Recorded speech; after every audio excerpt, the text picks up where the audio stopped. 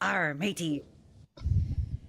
And welcome to Weather and Ag in Focus on this Monday afternoon, 105. Temperatures in the low to mid 70s across the area. We've got some high clouds spilling in from the west, but all in all, a pretty decent afternoon with winds not overly strong out there. I'm Chief Meteorologist Dean Wysocki, along with Meteorologist Justin Storm and our wonderful Ag Director, Bridgette Readel. How you guys doing for a Monday today? Doing wonderful, Dean. All right. How are you? Not bad. Trying to shake some sinus crap that I've had all weekend, man. Bridgette, how was your weekend? I feel like I am the only one around here with a strong constitution because you two are constantly sniffling and sneezing, and I'm like, let's roll on. We're good. You're also the only one who's never in the studio with us. Yeah, I right. blame the studio for getting everyone sick. It's those microphone covers. That's what it is. I'm sure that's what it is. The communal ones. I'm not touching them. So it's like a petri dish on a microphone. It is, no doubt. So did you guys have a good weekend? Anything fun? Brought kiddo down to the Red River Zoo. He had fun looking at all the animals. Nice. Yeah, he had fun. Today was the kickoff of Grand Farm. It was their grand opening. That is just west of Castleton at the interchange by the Thoroldson ethanol plant. They had quite a nice turnout this morning.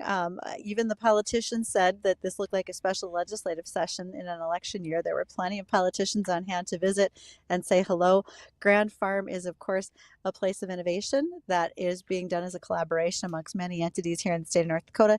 They most recently have received some very large grant dollars from North Dakota State Legislature, as well as partner companies like CHS, in order to try to bring as much new technology to our region for our farmers and our ag processing industry.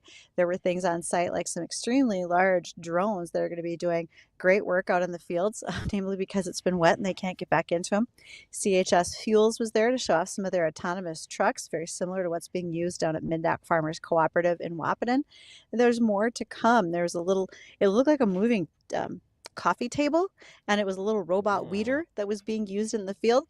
I'm looking forward to seeing more of that and doing a lot more hands-on. I will return there on Wednesday. I'm one of their speakers in the afternoon to talk about weed control, not that weed, but the other ones like kochia, mare's tail, water hemp, and palmer amaranth. Nice. Good deal. Sounds it's interesting. A good day. Those drones are always fun to talk about, see what they're doing, and I don't know. I just think there's something pretty cool. The ones that we looked at this morning from Frontier, I mean, they have some pretty big wingspans. That's got to be they a just propeller keep getting on there. Bigger. Yeah, I mean, when I say wingspan, I guess I shouldn't say wingspan. Probably like the length and the propellers. I bet that one was 8 feet. It was huge, and we were trying to guesstimate how many gallons of payload it could carry on it, and we were somewhere between 10 and 15 gallons of payload on it. And these are all just speculations because there was a lot going on, kind of ran short of time. I needed to call into some of our morning shows, so I didn't get a chance to visit with everybody there as much as I might have liked to. But nonetheless, this is the start of a big week. It's Ag Tech Week here in Fargo. Tomorrow is the Midwest Ag Summit. That'll be held at the fairgrounds. And in fact, our guest will be on with us a little bit later today. She's going to be speaking at that tomorrow. Then we have Bushell's Buddy Seat Conference kicks off tomorrow. Wednesday, back out at Grand Farm. It's also the dedication for the Peltier Center on NDSU's campus and also the Boley building. And then Thursday, we'll wrap up with Grand Farm's Cultivate Conference, and that'll be over at Moorhead, and I'll have a chance to get to that as well. So many things. You guys talk about the days that are meteorological Christmas. Well, this week is sort of my Christmas, New Year's, and all the breaks in between all wrapped up into one, you might think. Sure, sounds like a busy week for you.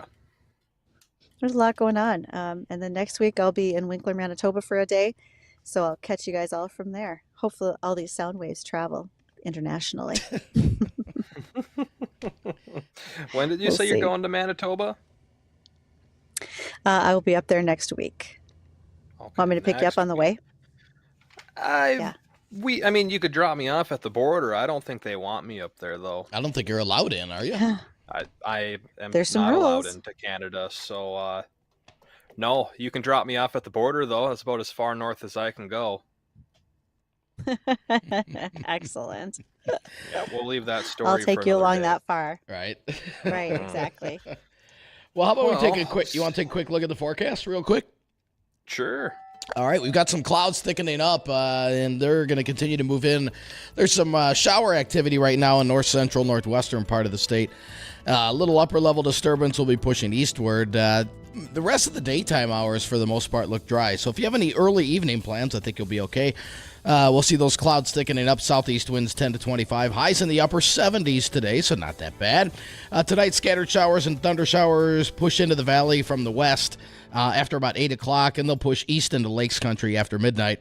We'll drop down to 60 with southeast winds continuing at 10 to 25. And tomorrow, a breezy day, but it should be mainly dry with highs in the mid to upper 70s with a west-northwest wind 10 to 25. Another breezy one on Wednesday, but it's going to be hot.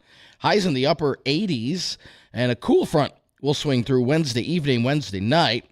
That could trigger off a few thunderstorms, it looks like mainly in Lakes Country, and if they do develop, some of those could be on the strong side.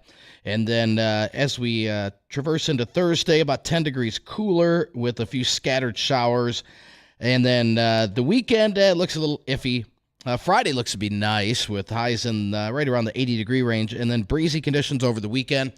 A pretty decent shot at some scattered storms Saturday and Sunday. It looks like Saturday may be the wetter of the 2 days, with Father's Day hopefully drying out for all the dads out there doing any outdoor activities. Hopefully we dry things out, but it will feel a little more summer-like, a little more heat, a little more humidity as well as those winds turn in from the south. A lot of heat building to our south with 90s as close by as South Dakota, Nebraska, and points southward. So it's close. We still haven't had our 90-degree, our first 90 of the year yet. Yeah, we don't need one of those. Hey, my air conditioning bill's liking it. I have not turned it on once. And like I said, we were talking about this last week. To this date, we had like 13, 14 days of 90-degree weather already. So we're way behind last year. But if you take off the Hector effect, then we're down back in the 80s. Yeah, we'll see from last year. Yeah, we'll have to see how many days were within that 3-degree range of 90. I think it was 15 that were within 3 degrees. Yeah, I think it was 90 to 92. I think we had like 12 to 15 days that were within that range. Ah, good point. I don't know. I'm just saying the 90s can stay away. The 80s are warm enough. You know where I sit. I prefer those. Yeah, I'm okay nice, if we cool hold that. 70s. I mean, okay, wait. Bye, Bridgette. Bye, Bridgette. See you later. Bye. A big old pop, and then she disappears. The video stream was like, you know what? Let's just hold that thought, Bridgette. Well, it might have been. I'm sure she'll be I just thought I'd give you the wind sound effects. I'm here to help. See, so apparently we'll cue her in the sound care effects for what she had to say. Something popped. I don't know. So, but hopefully Bridgette can call back in. Yeah, she's going to call in, she said. So, but we'll get with Bridgette in a moment. We do have a guest coming on, and our guest today is Krista Swanson. She's a lead economist for the National Corn Growers Association. So we'll be talking, hopefully, with Krista. She's supposed to be in studio, but I'm not seeing her in the green room. Yeah, so she's got a couple minutes still. Yeah. She'll come wandering in right on time. She'll make it. So did you ever figure out what this mystery virus is, Dean, that's kicking your butt? Sinus infection. I rarely get them, but what triggered it, oddly enough, was it last... the trigger. Last Wednesday or Thursday? Remember we had that big dust storm? Everything got blown up, and everything was all brown. I had the windows open in the house, and something got in, and literally I started sneezing and wheezing for about 15 minutes, and then woke up the next morning just feeling like a truck hit me. So, yeah. Oh, man. Yeah, so don't get those too often, but, yeah, they're not fun, that's for sure. So they give you the big boy drugs then? Something like that, yeah. Enough to kind of... Blackberry brandy? Enough to kind of... that was one of them. Enough to kind of knock it out. It definitely feels better today than it did last week, but, man, woof. I know there's a lot of allergy sufferers, too. They're over the last 3 to 4 days. They've been hit pretty hard too. So, Bridgette, are you back with us? Welcome back, Dee. Yeah, I'm not sure what happened there, but I'm sorry, City of Castleton. Maybe we could improve our cellular service here up by the Ball Diamonds. Nonetheless, I was going to say we might not think very much of the hot weather, but we're going to need it. I looked at a lot of corn over the weekend, and we are in so many variable stages from just barely coming out of the ground to probably 3 and 4 collar. And frankly, we've got corn that's getting planted today. I can see it even from where I'm parked right now. I can see a number of tractors going in the field. There's a lot of activity in the field around me. Well, so we've had 5 days of pretty dry weather. I think over the last 5, we've only had like 0.03 of an inch. So we haven't had much moisture. So that's good news because there's more on the way. But,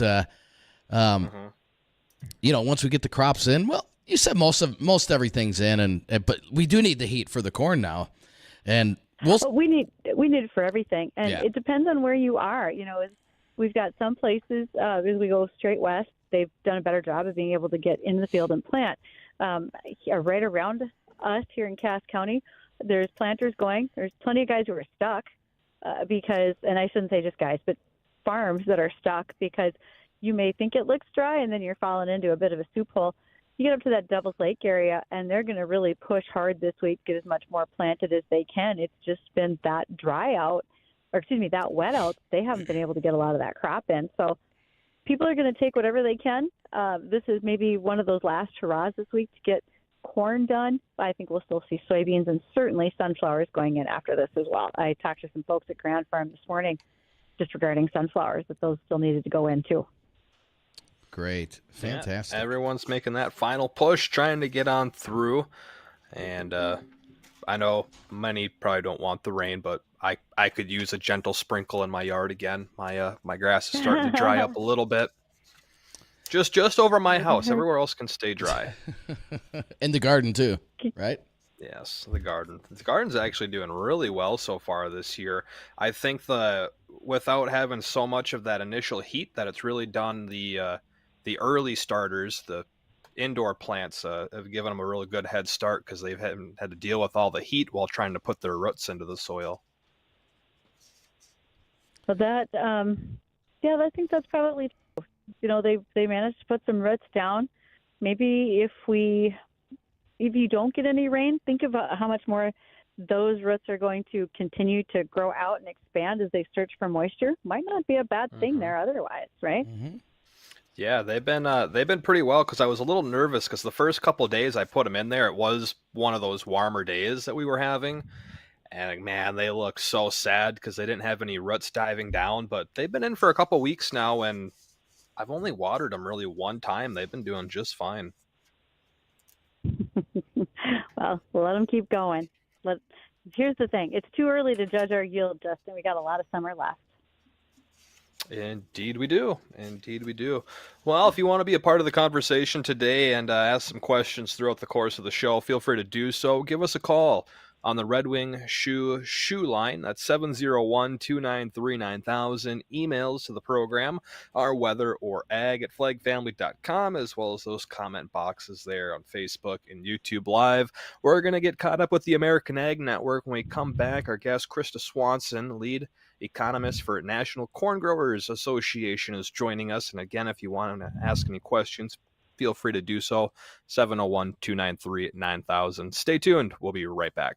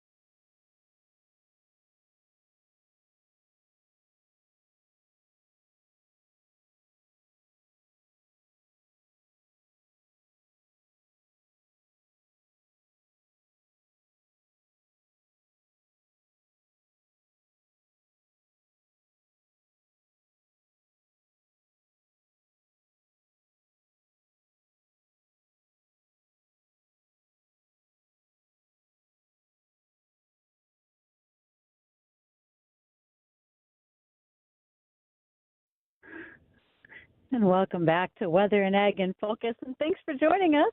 And an especially big thanks to our sponsors who are a part of our Here We Grow project. Want to say that to Dairyland Seed. We really appreciate the fact that Dairyland has provided us with top quality corn seed.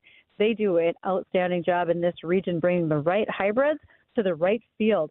And we also want to say a big thank you to Ellingson Drainage. Ellingson makes sure that drain tile is in the right places in the Red River Valley to keep our fields with extra water off of them. In fact, this morning out at Grand Farm, Ellingson Drainage was doing its job.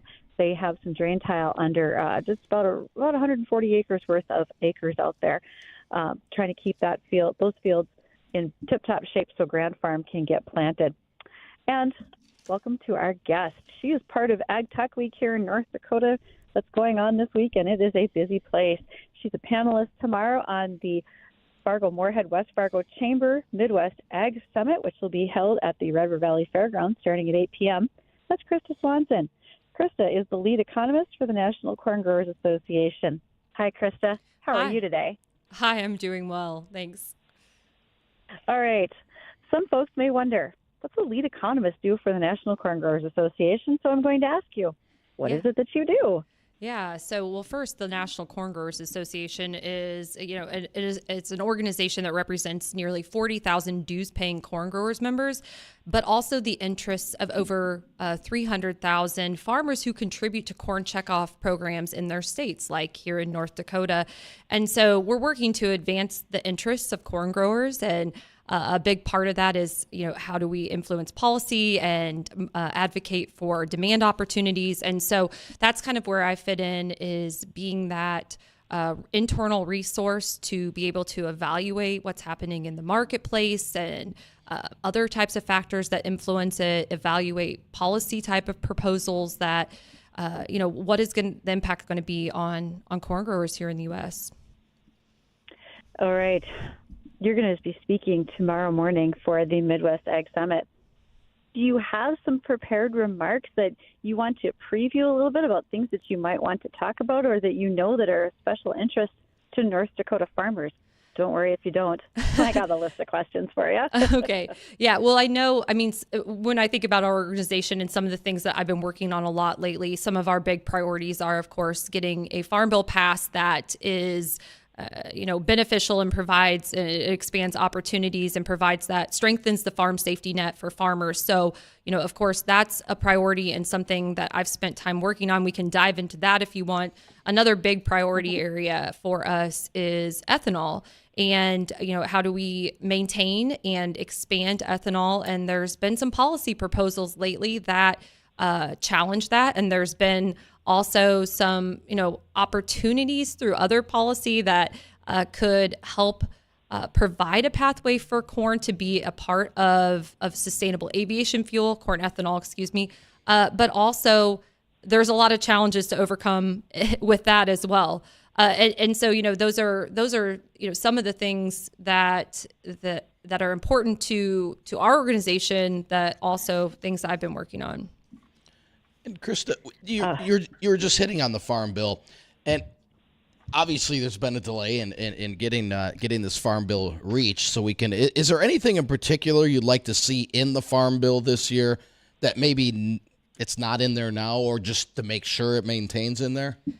Yeah. So a couple things on both fronts. Right now, we think back, 2022 was a year with relatively high prices for corn, but also high cost of production. And we've heard some about the cost of production coming down. But if we look at the projected costs for 2024 compared to where they were 2 years ago, costs have only come down 6%. That's using USDA's figures for the cost to grow corn in the U.S. on average. Meanwhile, price has fallen 33%. In that time. And so, we're facing this tight margin environment that makes it hard for farmers to operate in. And that's why the farm safety net and the that's included as part of the farm bill is really important for certainty. And, one of the challenges that this delay in farm bill passage has caused, the National Corn Growers Association has been advocating for a strengthened effective reference price. This is the mechanism that is in the Farm Bill, but we've been advocating for that to be strengthened to make it more responsive when price falls, like we've seen here in the recent years. Another thing that we've advocated for that we would like to see in the Farm Bill is this is a challenge, and this is something we hear from some of the states up in this area, like the Dakotas, is especially for young farmers. A lot of times the farms that they're able to afford to buy or rent don't have base acres. So what's a base acre? A base acre is what the Title I farm programs that are what we talk about strengthening the safety net. They're paid on base acres that were established in the 2002 Farm Bill and not on planted acres. There's a lot of acres up in this region that are planted now, but they weren't planted to a program crop a couple decades ago. And so they don't have those base acres. So we're over here talking about strengthening the Farm Bill. And meanwhile, we have some farmers that don't have those base acres that even allow them to participate. So our organization, the National Corn Growers, has been advocating for a mandatory base acre update that would allow for a much needed modernization that would realign those base acres with where planted acres are. And with delays in the Farm Bill in general, and it expecting to be delayed more and more, has that played a role, or how would you say, how has it impacted growers in your sector that you represent and talk to? Yeah, I touched on that a little bit. I think the biggest thing is just the uncertainty. And then, I think another impact for growers is that, and some of them may not realize this, and it may not happen, but here in a couple weeks, the Congressional Budget Office is getting ready to release another baseline, which is what the cost of the Farm Bill is based on. And, so there's a chance that if we continue to see delays in this process, that at some point, Congress will have to flip over to using that baseline. And the expectation from that is that that would result in more costly, the same programs costing more because of maybe how commodity prices will be in it compared to the last one. I could talk for hours on all of that. So this is just kind of the high level. But the point is here that would mean if these programs are more costly, if we have to roll to a new baseline, that means less improvements can be made. And so that's also a detriment of this delay if it comes to that, that could impact producers that is left to be seen. Wow. There's so much to consider when it comes to the Farm Bill, and you've been on the forefront of many of those discussions, Krista.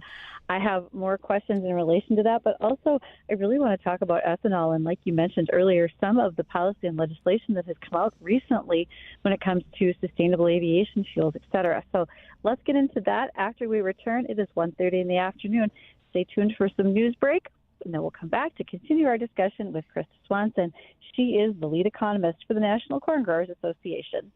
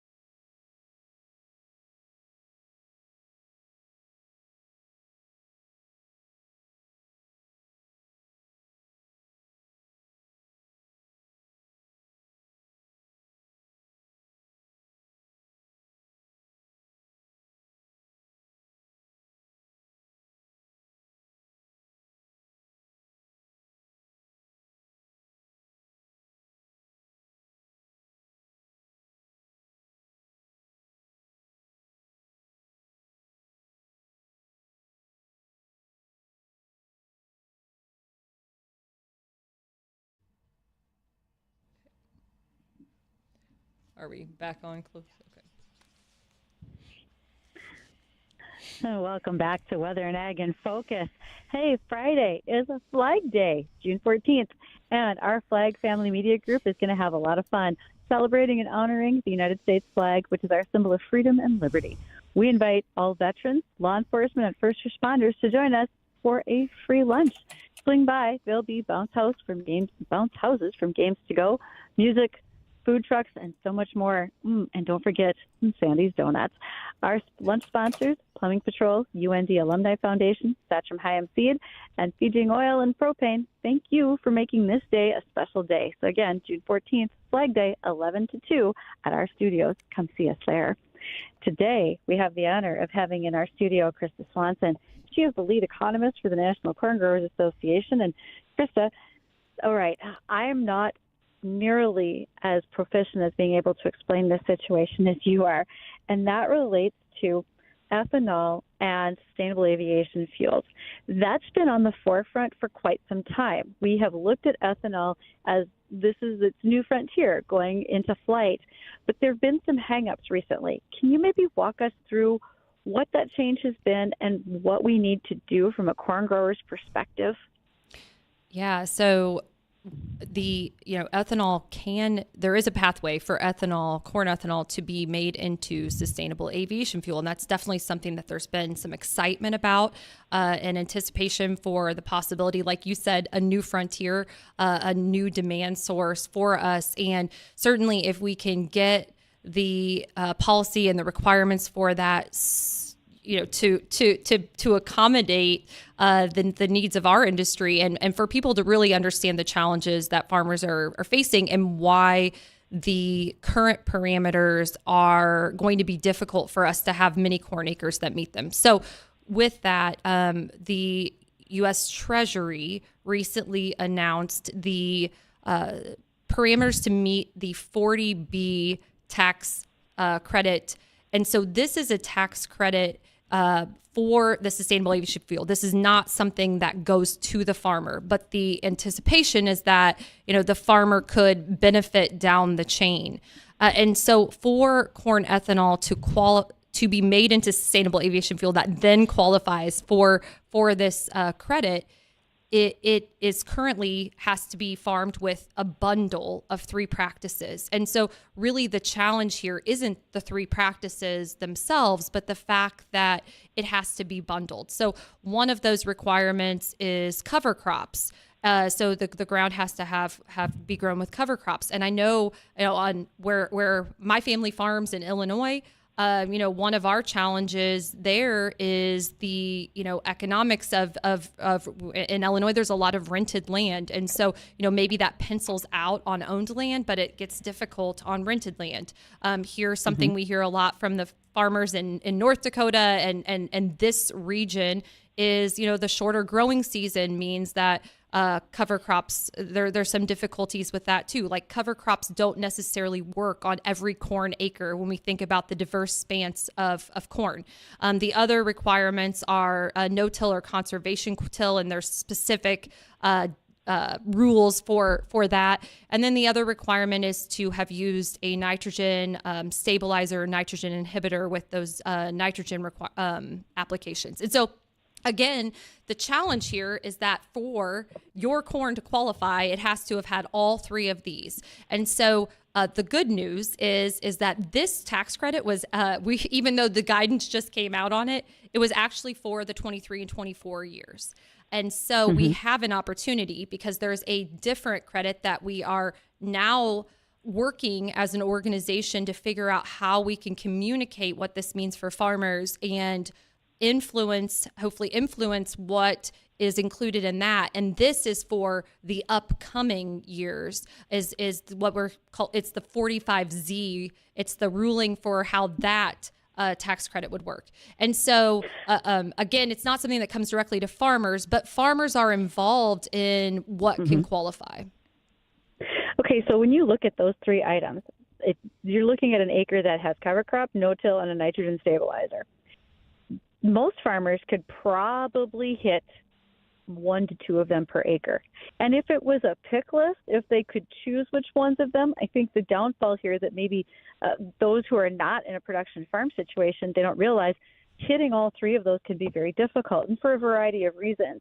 And so that's probably where the greatest concern lies, is communicating why that impacts farmers. Would that be correct, Krista? Yeah, definitely. And also just explaining why this is, it is definitely good in theory. I mean, farmers want to do conservation practices they can do, but they can only do the ones that make sense where they are growing corn. And there's a whole slew of other conservation practices that can be valuable that aren't even included in this. And so we're thinking about, how to position that. And again, that explaining why this is a problem. I mean, the U.S. Census, the 2022 Census of Agriculture that was released earlier this year indicates that less than 5% of our cropland acres here in the U.S. have cover crops. So that's the number of acres with cover crops has grown a lot if we look back over recent censuses, but still it's a large number, it's still a small number, a small percentage of the total cropland. And then, so that's really kind of like the maximum potential acres that could even qualify as of this moment. And then, those have to be also using the other 2 practices. And I'll also note that there's also the requirement that this is to NRCS practice standards, which is another challenge because there's some farmers that are planting cover crops, but they may be planting the seeding rate or the seed that makes sense for their farm, but it doesn't necessarily meet that practice standard rate. And so some of those cover crop acres are planting cover crops, but not to the standards that would be needed to qualify this. So really, this is giving us, I guess, to look at it from a positive light. There's major challenges with this, but it's giving us an opportunity to position how do we advocate for what is needed in 45Z. Okay. So one of the things that I want to make sure, first of all, is if folks have questions, they can call us, 701-293-9000. If you're shy, you can email me, ag@flagfamily.com, or to Justin and Dean, weather@flagfamily.com. But I want to make sure that we dispel this myth, which I've heard many people say, particularly on social media, the gist of misinformation. And that is the reason that farmers are concerned is because now it's being proven that ethanol is not a quality fuel for sustainable aviation fuel. That's not it at all. This comes down to how are the right ways that we farm that corn crop before we even get it to market. Correct, Krista? Yeah. So this is, it's not disproving that ethanol can be a feedstock in sustainable aviation fuel. It's what they're trying to do is to qualify for this subsidy that I've been referring to. The requirement is that the SAF, the sustainable aviation fuel, has to be at least a 50% reduction in emissions from standard jet fuel. And so they're looking at what does it take to get us low enough to qualify, to meet that qualification. And so what Treasury's approach was let's say it requires this bundle of practices in order to reduce that carbon intensity by a certain amount. And then how does that compare to standard jet fuel? But there's other, and that's what I'm kind of trying to communicate here, is that there's other ways we can go about reducing carbon intensity. There's other conservation practices that can be considered. And so, how can we ensure that farmers get credit for what they are doing and show that corn ethanol can, be a lower CI score product? Hey, Krista, we got an email question here. With all the global conflicts that have been going on throughout the world, how is this affecting U.S. corn growers? Yeah, so, certainly for a couple years now, the conflict in Ukraine and Russia, and then more recently, the war in Israel. I think with both of these conflicts, we saw some major reaction in whether it be commodity markets, dollar value, energy, oil prices. There was this initial spike in reaction and then some leveling off. And I think that, as far as the impact on corn growers. Certainly there's been some supply chain disruptions, and these regions where these wars are occurring are, there's potential, especially there's been, I think that the concern has been great as far as what happens if these continue to expand. I feel like the impact of the Russia-Ukraine situation has sort of reached a plateau point a little bit, as far as, we had that initial reaction and then leveling off. Ukraine, is certainly an important agricultural region, has continued to be able to produce quite a lot of grains and export those out. They've overcome some of those initial hurdles and continue to be a player in the world market. I would say one of the other things is with the Israel situation. There's been problems with ships being able to go through the Suez Canal, which has caused some rerouting of some of our corn shipments. If we're talking about, corn going to Japan, for instance, that the route of that would normally be through the Panama Canal. And so it was this combination of some weather issues impacting the Panama Canal route, and then the Suez Canal through the Red Sea area would be the next best route. And so there was this portion of time for several months where the Panama Canal had major restrictions and the Suez Canal was not a safe place to transport. And so, our grain shipments were then having to go around the tip of South America or the tip of Africa. And there was some challenges with that because Brazil was better positioned to be able to serve some of those export destinations like Japan or China, for instance, because of just their geographical positioning in the world and those. So, I mean, we've definitely seen some impact on growers. I do feel like some of that has stabilized for the time, unless the wars expand. Right. And one more email question. Emailer asked, what is your confidence level that we will get a farm bill signed before the election? Well, I'm not going to speak or speculate on policy matters. I mean, I guess I will just say, I think we've seen some positive movement here in the last month or two that is encouraging. What happens from there, is left to be seen. Right. Wow. So many things to keep an eye on. It's just not so simple as raising that ear of corn, is it, Krista? Nope, definitely we are. One of the things that I think is cool about being in this industry and being a farmer is, we are working at the farm level, but we're part of a global marketplace. A huge global marketplace that gets smaller every year. And thank you, Krista Swanson, for taking the time to spend with us. Again, I encourage folks, get out to the Midwest Ag Summit tomorrow. That'll be Tuesday, June 11th at the Red River Valley Fairgrounds in the Butler Machinery Arena. Starts at 8 a.m. You're going to want to catch up to that. And then North Dakota Corn Growers is hosting a breakfast on Wednesday morning over at the NDSU Alumni Center. So catch up to the North Dakota Corn Growers. They will have updates as well going on for a little while. That's before more events kick off to do the grand opening of some new buildings at NDSU with the dedications for those.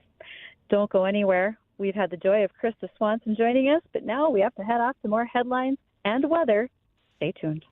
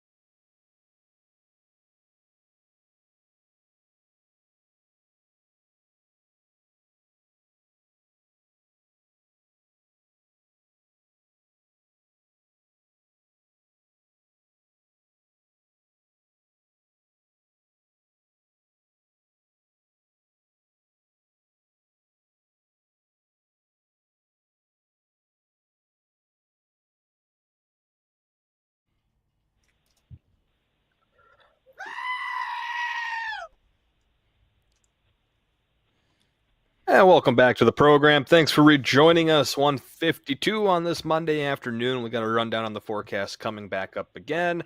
If you got any questions, though, and you want to ask them, feel free to give us a call on the Red Wing Shoe line. That's 701-293-9000, or email us weatherorag@flagfamily.com. And interesting guest there with Krista. Lots of stuff going on that just kind of, I feel, in a way, goes on in the background that a lot of people, well, maybe at least people like me, don't associate with farming at all.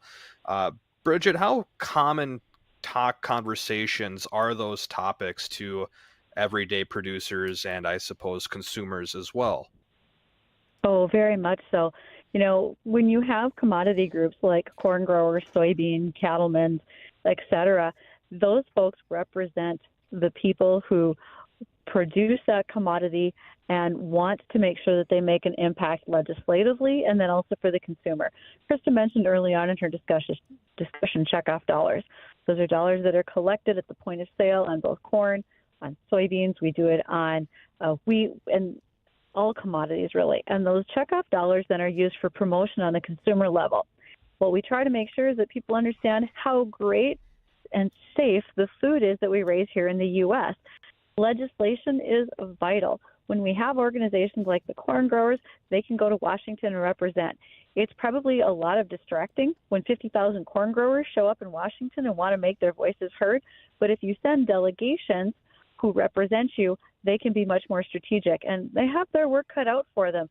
As I've said many times, the farm bill that's being worked on right now, over 50% of our congressional leaders have not worked on a farm bill, nor are they from a farm district. And so there's a lot to be learned. And Krista and folks like her are definitely doing a lot of training and educating, not only to the consumer, but to our legislators, so they understand the importance of what they do and what happens out in farm country every single day.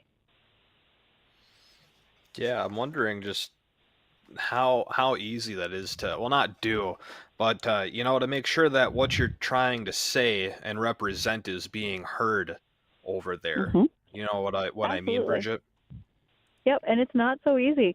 You've got to fight through all the lobbyists who are out there for the airlines, the restaurant industry, computers and tech. Some of those things overlap, but yet you've got to make sure that people know who you are and what it is that you're talking about.